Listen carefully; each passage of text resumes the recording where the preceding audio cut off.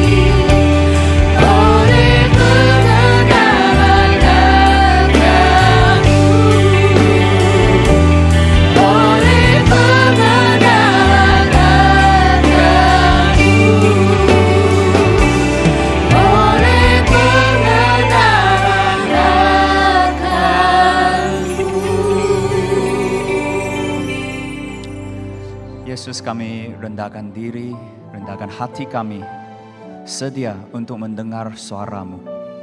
Roh Kudus mengajar kami firman-Mu. Dalam nama Kristus kami berdoa. Amin. Amin. Silakan duduk. Saya tidak tahu kita semua masih ingat guru disiplin di sekolah kita kah? Atau di sini ada guru disiplin di sini? Selalunya masa kita nampak guru disiplin kita akan takut kan? Itu kelas terus senyap. So dalam sekolah atau tempat kerja di mana-mana saja selalunya ada satu orang atau satu dua orang yang memang ada itu authority. Dia apabila orang nampak mereka, biar itu dia pengetua kah, guru disiplin atau CEO atau pengurus, kehadiran mereka itu akan segera mengubah suasana dan prestasi luaran orang di dalam bilik. Seperti kelas yang bising terus senyap, kan? Dan masa bukan kamu lah, kamu main Facebook kah atau YouTube masa kerja kan, tiba-tiba dia datang kan, bos datang kan, kamu terus tutup dan buat kamu punya report yang sepatutnya hantar 1 jam yang lalu lah. Dan ataupun kamu ada satu orang masuk itu bilik meeting, terus semua orang letak mereka handphone, tidak berani main handphone lagi semasa itu orang masuk. So itu apabila kami selalu kata Yesus Tuhan kita, Yesus adalah Allah kita, adakah kita benar-benar mengenali Dia sebagai Tuhan kita? Itu kadang-kala kan kebaktian 7:30 start mula. Dan kalau betul-betul mengenali Tuhan kan, sebelum 7:30 kita sudah sedia. Sebab Tuhan kan, Tuhan bersama dengan kita. Tapi kan banyak kita yang selalu 7:31 masih perlahan-lahan lagi, baru buka Facebook, mau join online. Atau masih buat kopi lagi untuk semasa kebaktian. So, kalau kita tidak mengenali Tuhan Yesus sebagai betul-betul Dia Tuhan, kita tidak sadar kebenaran ini, maka hidup kita pun macam bukan begitu Kristen juga. Jadi semasa dalam tema gereja kami ini ialah Year of Encouragement, okay? Kita kata mau minister dan multiply, melayan dan berganda. So, kalau kita mau efektif dalam melayani dan berganda, yaitu minister dan multiply, kita perlu betul-betul mengenali Yesus Kristus sebagai Tuhan kita. Dan ini akan membawa satu kehidupan yang memuliakan Allah dan membangun orang lain dan menjadi berkat kepada orang lain.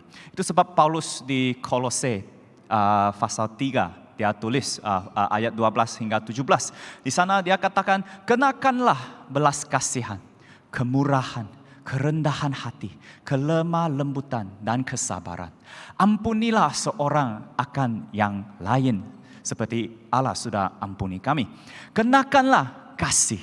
Hendaklah damai sejahtera Kristus memerintah dalam hatimu dan bersyukurlah. Hendaklah berkataan Kristus diam dengan segala kekayaannya di antara kamu, sehingga kamu dengan segala hikmat mengajar dan menegur seorang akan yang lain. Dan akhirnya lakukanlah segala sesuatu semuanya dalam nama Tuhan Yesus untuk kemuliaannya. Jadi Hudson Taylor dia pernah kata begini, Kristus adalah Tuhan atas segalanya, atau Dia bukan Tuhan sama sekali. Christ is either Lord of all or He is not Lord at all. Kalau Kristus dalam hidup kami ada satu sedikit area saja yang Dia bukan Tuhan, jadi Dia bukan Tuhan. Kenapa? Sebab dalam area kecil itu kita berkata kepada Yesus, Yesus, sini saya bos, yang lain kamu boleh jadi bos. Jadi itu ada double standard sudah hidup Kristen kita. So Hudson Taylor dia kata memang betul. Kristus adalah Tuhan atas segalanya atau Dia bukan Tuhan sama sekali. Jadi dalam usaha kita mau menjadi pendorong, okay, itu mesti berdasarkan kebenaran ini, ialah Yesus adalah Tuhan atas semuanya. Kita selalu kata, oh Yesus Tuhan atas hidup kita. Yesus Tuhan atas keuangan kita. Oleh itu saya telah memberi tajuk untuk pagi ini ialah Allah sumber dorongan kita. Atau yang lebih dekat dengan makna bahasa Inggeris ialah Yesus Tuhan atas dorongan kita. Nah, firman Tuhan berkata bahwa jika kamu mengaku dengan mulutmu bahwa Yesus adalah Tuhan, dan percaya dalam hatimu bahwa Allah telah membangkitkan Dia dari antara orang mati, maka kamu akan diselamatkan. Jadi pengakuan iman itu memainkan peranan yang sangat penting dalam kehidupan iman kita. Dan dalam Matius 16 tadi Pastor Majlis baca ayat 13 hingga 20. Tapi kalau kita lihat dari ayat 1, semuanya lah, semua pasal 16, kita lihat ada dua jenis pengakuan iman di sini. Satu yang tidak percaya, yang dilihat dalam hidup orang Farisi dan Saduki. Dan satu lagi yang percaya, yang dilihat dalam hidup Petrus. Dalam ayat 1 hingga 4, kalau kami lihat sana orang-orang Farisi dan orang Saduki datang kepada Yesus dan mencobai Dia dengan meminta Dia buat apa? Meminta Dia supaya Dia memperlihatkan sesuatu tanda dari surga kepada mereka. Yesus pun menjawab, pada petang hari kerana langit merah, kamu berkata, hari akan cerah. Dan pada pagi hari kerana langit merah dan redup, kamu berkata, hari buruk. Rupa langit kamu tahu membedakannya, tetapi tanda-tanda zaman tidak. Angkatan yang jahat dan tidak setia ini menuntut suatu tanda, tetapi kepada mereka tidak akan diberikan tanda selain tanda Nabi Yunus. Nah, pada dasarnya, in general, ini adalah satu amaran kepada mereka yang berfikir bahwa mereka telah memahami kebenaran rohani hanya kerana mereka telah memahami tanda-tanda alam fizikal. But actually, sebenarnya kebenaran rohani hanya dapat ditangkap dan difahami ketika seseorang itu datang kepada Tuhan dalam kerendahan hati dan kepercayaan. Dan satu-satunya tanda hanya mereka akan terima ialah tanda Yunus. Apa itu? Ialah yang dikatakan dalam Matius 12. Sebab seperti Yunus tinggal di dalam perut ikan 3 hari 3 malam, demikian juga anak manusia tinggal di dalam rahim bumi 3 hari 3 malam. Sini Yesus berbicara tentang kematian dan kebangkitannya. Nah, secara ringkasnya orang-orang Farisi, mereka orang ini, they are the religious people of the time. Mereka menekankan satu hal, yaitu kepatuhan yang ketat terhadap hukum, sehingga mereka berfikir bahwa mereka ini dibenarkan olehnya. They feel that they are justified just by following the law. Kamu ingat satu perumpamaan tentang seorang Farisi dan pemungut cukai yang berdoa di bait suci? Ingat, di mana orang Farisi itu dia berdoa dalam hatinya, katakan, oh syukurlah Tuhan, syukurlah saya tidak seperti pemungut cukai itu. Saya memberi persembahanlah, saya fasting, saya puasa, saya berpuasalah semua itu. So kita boleh nampak mereka macam itu self-righteous, fikir, melalui semua inilah saya boleh dibenarkan di hadapan Tuhan. Nah, orang Saduki ini mereka in general mereka menolak kebenaran tentang hidup yang kekal. Jadi daripada mulut orang-orang Farisi dan Saduki ini terungkap pengakuan iman mereka tentang iman mereka. Satu yang tidak percaya. Kerana dalam minda mereka, percayaan mereka tentang Mesaya atau penyelamat mereka hanya berdasarkan kepada petikan seperti yang di Mazmur 2 atau Daniel 2 tentang Mesaya yang menang, yang mereka they are riding on a horse. They are riding on a horse lah, like, macam satu warrior kan, ada sword itu pedang. Jadi dalam minda mereka, inilah Mesaya, bukanlah macam orang ini Yesus. So mereka punya their view of the Messiah ada lain sikit. Mereka tidak percaya bahwa Yesus ialah itu Mesaya. Sebab mereka dalam minda mereka Mesaya macam satu warrior yang datang. Warrior, what's the word again? Warrior? Pahlawan, pahlawan. Thanks.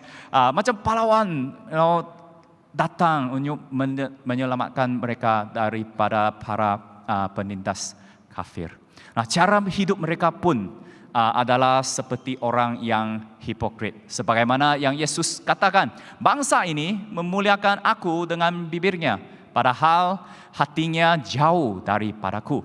Percuma mereka beribadah kepadaku, sedangkan ajaran yang mereka ajarkan ialah perintah manusia.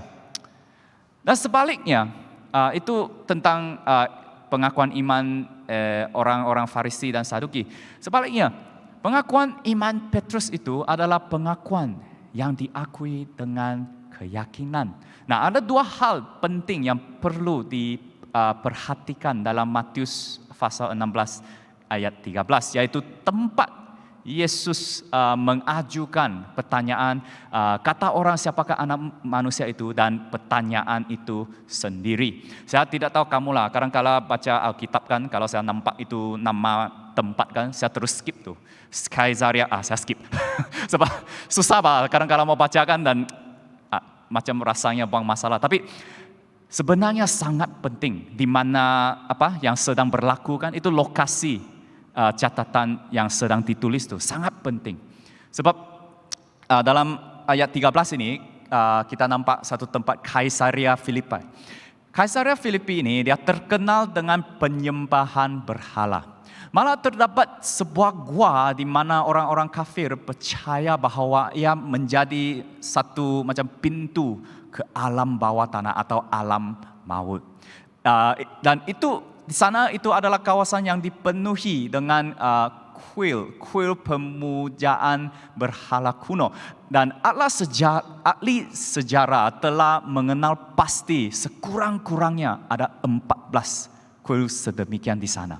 Oleh itu adalah tempat macam dibawa bayang-bayang dewa kuno. Ia juga merupakan salah, dan di sana juga ada satu mata air atau sumber air bagi sungai Yordan. Jadi Yesus sedang berdiri di sebuah jalan di tempat itu, di mana dipenuhi dengan kuil dewa-dewa kafir, dan di mana sungai yang paling penting bagi orang-orang Yahudi bermula atau wujud. Dan di sanalah, di tempat satu, jadi itu murid-murid pun, wah sini ada banyak dewa-dewa itu. Dan itu sumber air di sana. Dan Yesus berdiri di sana, tanya murid dia, siapakah, siapa yang kamu percaya? Who do you think I am? Nah, kalau bahagian ini kan dijadikan macam satu movie kan, wah sampai sini kan, wah itu background music, itu music latar kan, wah sangat intens lah. And then Yesus akan di tengah screen, okay? Dengan belakangnya ialah itu gerbang alam maut, dan gelap dan awan gelap, dan kita boleh nampak mata merah muncul perlahan-lahan memenuhi screen di belakang. And then di depan Yesus ada sumber air sungai yang sangat cantik, indah, dan reflect, memantulkan cahayanya di atasnya. Wah, and then suddenly itu music latar berhenti saat dia mencapai climax. Zoom. And then Petrus yang berdiri di depan para murid berhadapan Yesus, dia berkata, engkau adalah Kristus, Mesaya, anak Allah yang hidup. Wah. And then itu fokus beralih kepada Yesus.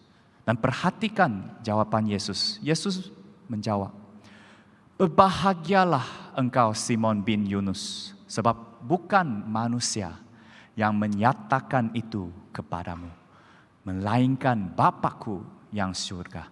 Dan aku pun berkata kepadamu, engkau adalah Petrus, dan di atas batu karang ini aku akan mendirikan jemaatku, dan alam maut tidak akan menguasainya.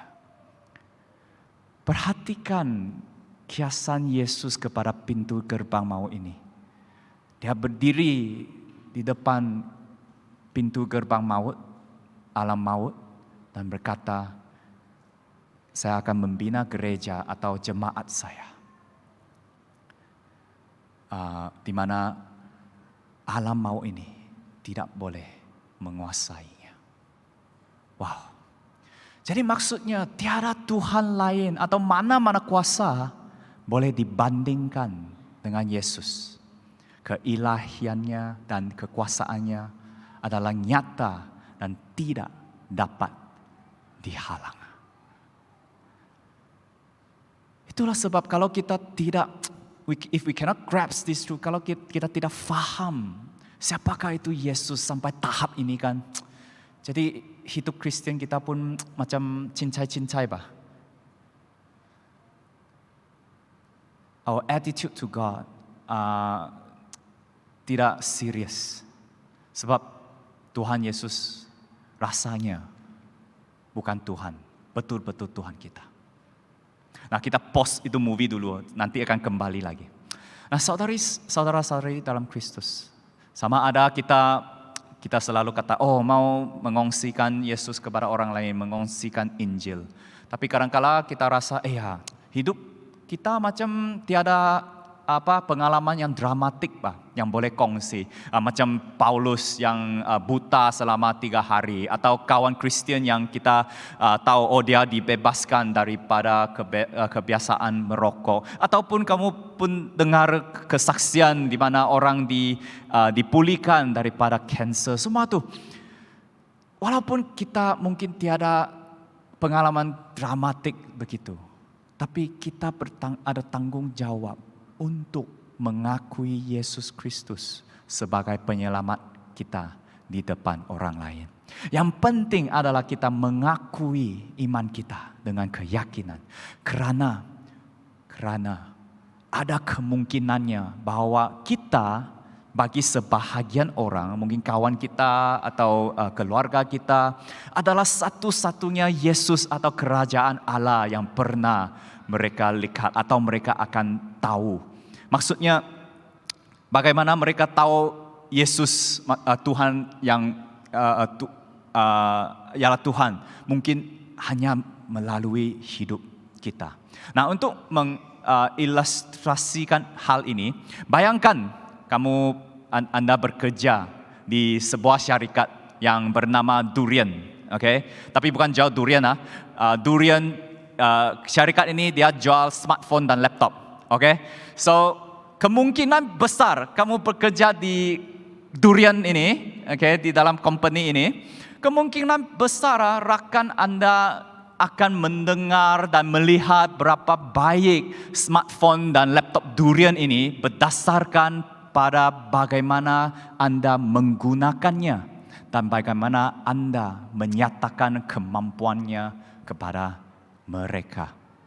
Jadi selalunya saya rasa duta besar atau publicity periklanan yang terbaik adalah pengguna sendiri, sebab pengalaman mereka tentang produk tersebut kadang-kadang melebihi apa yang dipromot dalam video company yang keluar tu.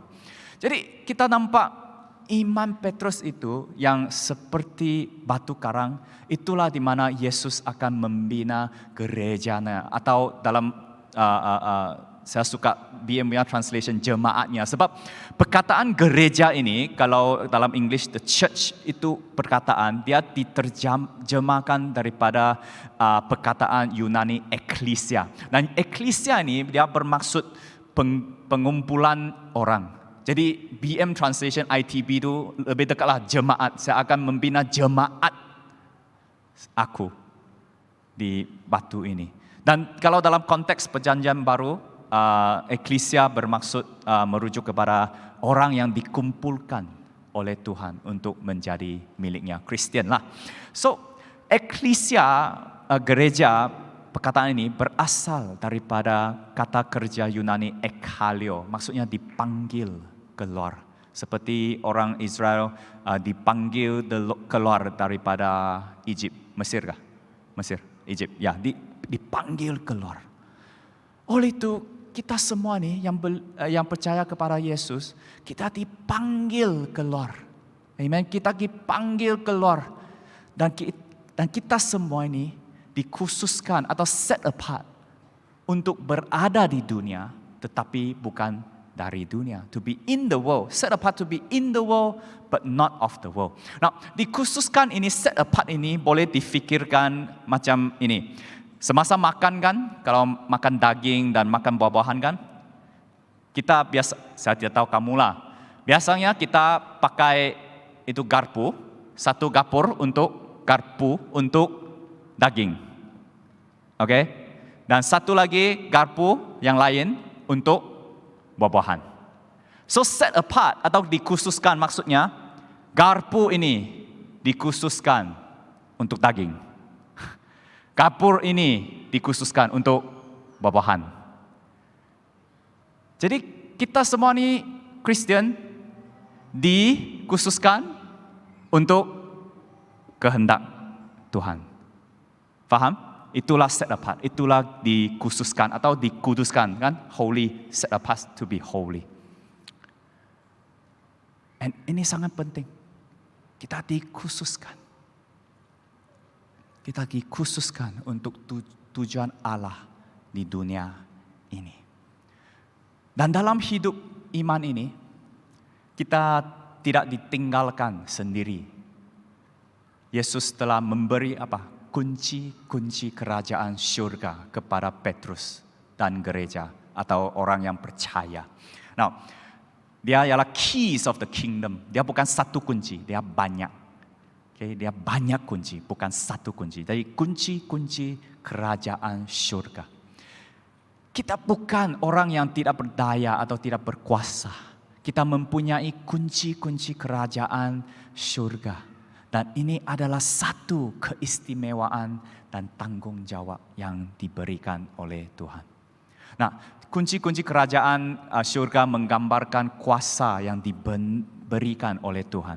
Beberapa contoh termasuk berdoa akan kehendak Allah terjadi di bumi. Mengikat si jahat dan membebaskan orang daripada tawanan. Dan paling penting ialah mengisytiharkan berita baik tentang keselamatan dan pengampunan kepada semua orang yang bertaubat dan percaya kepada Yesus Kristus. Nah, jika kita lihat kisah para rasul pada hari Pentakosta itu, Petrus gunakan kunci-kunci itu untuk membuka pintu untuk sekurang-kurangnya 3.000 orang. Dan lepas itu kemudian dia juga membuka pintu untuk Cornelius, yaitu perwira Yunani masa itu. Dan kemudian kepada seluruh dunia, bukan Yahudi, mengisytiharkan bahwa Mesias Kristus adalah tidak eksklusif hanya untuk orang Yahudi atau Israel, tetapi untuk semua. Mengapa? Karena begitu besar kasih Allah akan dunia ini semua.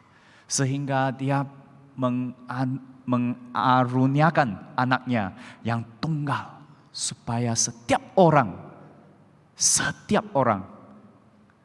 yang percaya kepadanya memperoleh hidup yang kekal.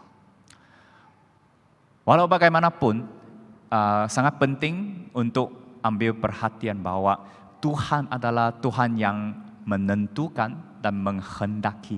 Petrus dan kita semua gereja yang ada kunci-kunci itu hanya melaksanakan kehendak Tuhan dengan sewajarnya. Nah, kita kembali kepada ayat 20 yang tadi ayat terakhir yang dibaca oleh Pastor Majulus itu.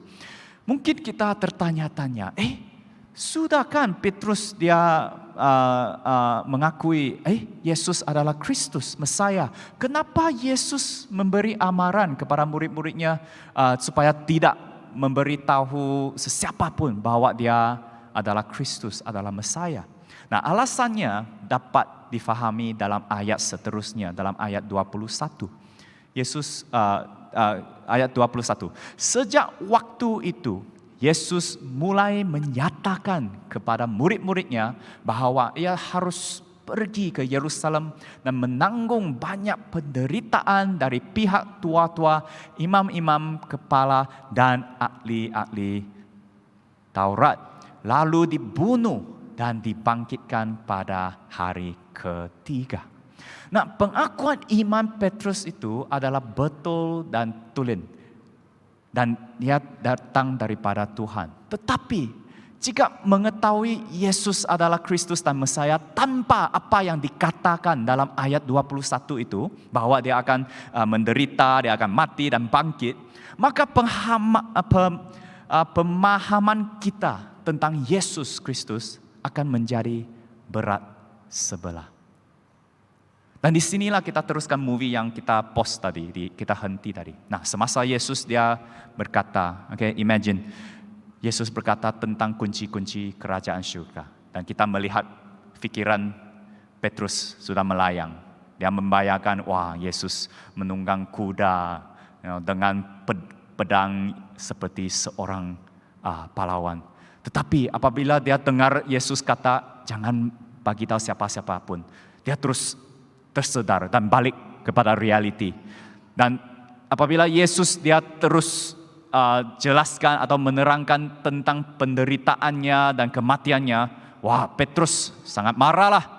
Dia menarik Yesus ke samping dan mula menegur Yesus. Oh, wah, ini Petrus hebatnya. Dia menegur Yesus dengan berkata, Tuhan, kiranya Allah menjauhkan hal itu. Hal itu sekali-kali takkan menimpa engkau. Yesus berpaling dan berkata kepada Petrus, "Enyalah iblis, engkau suatu batu sandungan bagiku. Sebab engkau bukan memikirkan apa yang difikirkan Allah, melainkan apa yang difikirkan manusia." Wah, kemudian kita lihat Petrus yang terkejut itu, muka terkejut di screen, dan mendengar bunyi kaca yang pecah, perang begitu. Dan belakang adalah gambar Yesus yang seperti pahlawan itu, di belakang retak. Sebab pemahaman dia tentang Yesus Kristus Mesaya itu berat sebelah. Dalam erti kata yang positif, mungkin Petrus nampaknya dia mengatakan ini daripada keprihatinan atau kasihnya kepada Yesus lah. Tetapi sebaliknya, dalam erti kata yang negatif, ia datang daripada tanggapan yang salah. Tanggapan yang salah bahwa dia fikir kerajaan Tuhan, kerajaan surga itu akan datang melalui kekerasan. Jadi masa itu Petrus itu pikirannya tentang Mesaya sama dengan lebih kurang sama dengan orang-orang Farisi dan Saduki. Ini langsung bertentangan dengan misi Yesus untuk melayani dan memberikan nyawanya sebagai tebusan bagi banyak orang. Jadi pada masa itu Petrus, batu karang, telah menjadi batu sandungan kepada rancangan keselamatan Tuhan. Saudara-saudari dalam Kristus, orang-orang Farisi dan Saduki dan juga Petrus pada masa itu mempunyai pemahaman yang berat sebelah tentang siapakah Yesus. Bagi mereka, Yesus hanyalah seorang lagi pembuat mukjizat yang melakukan tanda dan keajaiban saja. Dan ataupun Yesus hanya pembebas Israel daripada penindas-penindas orang kafir. Walau bagaimanapun, Yesus mengatasi semuanya itu dan lebih lagi. Dan melainkan kita melihat siapa Yesus yang sebenarnya, kita akan menjadi seperti kadang-kala kami pergi holiday kan, kami stay di hotel lah, kadang-kala mau share rumah kan. So kalau kita tidak faham siapa itu Yesus Kristus, kita akan menjadi seperti rakan sebilik hotel yang memegang satu kunci yang diberikan untuk masuk bilik. Tapi kita keluar, pergi merayau di tempat lain, melakukan hal kita sendiri dan memberitahu orang lain betapa indahnya bilik itu di Instagram. Dan kesian kawan-kawan kami sebab kawan-kawan kami yang letih itu ditinggalkan menunggu di lobi. Tunggu kami balik baru ada pintu masuk bilik. Nah, mungkin kita akan berpikir, Reverend, sudah pasti staf sana ada kunci ekstra bahkan. Atau orang lain pun ada kunci-kunci spare batu. Adakah ini biasa didengar? Biasa terdengar? Reverend, bolehlah, pasti ada orang akan pergi mendorong saudara-saudari itu. Pasti ada orang akan pergi berkongsi Injil kepada orang itu. Ada tuh, cell leader saya akan buat, diri akan buat, pastor akan buat. Nah, kita semua sudah diberi kunci-kunci kerajaan surga dan Tuhan dalam anugerahnya meletakkan kita dalam our network of friends, dalam rangkaian orang yang kita ada dengan kunci untuk membuka pintu bagi Tuhan. Jadi jangan lepaskan keistimewaan dan tanggung jawab yang telah dipercayaan kepada kita semua. Kita mesti memikul salib kita dan mengikut Yesus. Itu bermakna melepaskan sikap mementingkan diri sendiri. Jangan pergi mana-mana sudah, mau datang paling cepat, buka pintu sudah. Dan sedia menerima penderitaan yang mungkin datang apabila kita berdiri teguh dalam kebenaran Tuhan. Itulah cara Yesus untuk hidup yang benar. Nah, kita selama mungkin 2 minggu sudah kita bercakap tentang menjadi pendorong.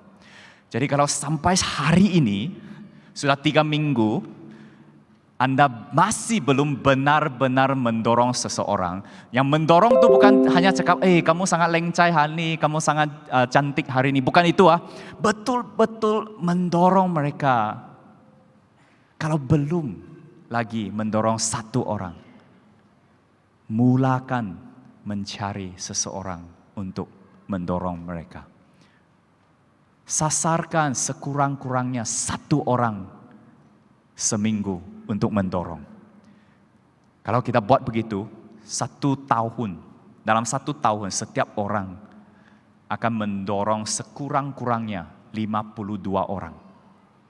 Dan untuk gereja 2.000 orang ini, kita sekurang-kurangnya akan mendorong 100,000 orang dalam 1 tahun.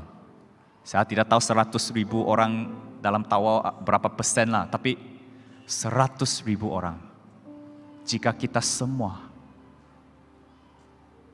boleh menjadi pendorong, 1 orang, 1 minggu. 1 minggu 1 orang. Jadi kita perlu mula gunakan kunci-kunci kerajaan surga untuk membuka pintu. Berdoalah agar ada hikmat dan kasih untuk melakukannya. Karena kadang-kala kan hati orang macam pintu yang dibiarkan lama. Maupun kamu ada kunci kan, kadang-kala kasih masuk pun susah buka. Kunci yang lama atau pun susah tuh. Jadi kamu tahu kan ada pintu yang susah dibuka. Walaupun kamu ada kunci, kamu kasih masuk, tidak boleh pusing saja. Kamu perlu goncangkan kunci itu sedikit, kan? Kamu paham gak? Goncang itu kunci, baru dia boleh buka. Dan mau goncang tuh perlu hikmat, tahu macam mana itu angle dia, kan? Dan mau ada kasih lah, jangan kasih putus itu kunci atau itu pintu. Dan kadang-kadang menggoncangkan kunci pun tidak cukup. Kan kita perlu angkat itu pintu sedikit, baru itu kunci boleh pakai. Kadang-kala orang pun begitu. Mereka perlu diangkat, perlu didorong sebelum mereka boleh buka hati mereka. Kadang-kala goncang kunci, angkat pintu pun tidak cukup. Mau tarik itu pintu sedikit kepada kita. Kan ada orang pun di tempat yang rendah, mereka perlu ditarik untuk berada dekat dengan kita. Kita menjadi kawan mereka, berkawan dulu sebelum mereka boleh buka hati mereka. Kadang-kala goncang kunci, angkat pintu, tarik pun tidak cukup. Mau kasih apa? Tolak dia, kan? Buka sudah, mau kasih tolak itu pintu baru buka. Ada orang yang tidak akan melakukan apa yang mereka perlu lakukan sehingga mereka mendapat dorongan atau mereka ditolak until they are pushed to do it. Kadangkala orang itu kan ialah orang yang kamu jumpalah dalam cermin tuh. Kamu perlu torak diri sendiri. Push dalam bahasa English adalah PUSH dan dia satu akronim ialah pray until something happens. Push, pray until something happens. Maksudnya berdoa sehingga sesuatu terjadi. Berdoa dan percaya walaupun kita tidak mau atau tidak suka. Tolakkan diri, push kita apabila kita mengantuk. Kadang-kadang di rumah atau di sini kamu kena push sudah. Ada mau mengantuk sudah kamu nih. Kita pun kadang-kadang mau menolak diri. Apabila baru siap servis, sangat penat physically. Tapi tolak juga. Menolak diri kita. Apabila kita tidak mau pergi ke kelompok sel. Menolak diri kita untuk melakukan apa yang benar dan yang diperlukan oleh Yesus. Mengikuti Yesus boleh menjadi satu cabaran. Dia memang satu cabaran yang nyata. Karena Yesus memberitahu kita semua untuk melakukan perkara seperti bersukacitalah apabila kita dibenci. Memberi kepada orang yang ingin mengambil daripada kita. Mengasihi musuh kita dan berbuat baik kepada orang yang membenci kita. Gaya hidup ini nampaknya sangat terbalik dan kadang-kala pun kita katakan, God's kingdom is an upside down kingdom. Maksudnya kerajaan Tuhan itu terbalik, tidak sama. Walaupun ada kebenarannya di dalam perkataan itu, tapi jika kita benar-benar memikirkannya, Tuhan atau kerajaan Tuhan itu bukanlah yang terbalik, tapi kita yang terbalik. Dosa dan sifat mementingkan diri kita itu bermakna kita melihat seluruh kehidupan dari sudut pandangan yang terhad atau yang terbalik. Yang boleh meninggalkan kekacauan yang besar. Seperti sekeping roti lah, sudah ada jam kan, terjatuh terbalik di atas lantai. Causing a mess on the floor. Kemudian Yesus, firman yang hidup itu datang mengangkatkan kita dan membalikkan kita ke arah yang benar dan tepat. Apabila kita mengikut caranya yang benar dan tepat, membaca firman-Nya setiap hari dan membenarkan Dia membentuk kita, kita mendapati bahwa jalannya bukanlah jalan kita, tapi kita sadar bahwa jalannya sentiasa yang terbaik. Oleh itu semoga firman-Nya menjadi kunci panduan kita semua.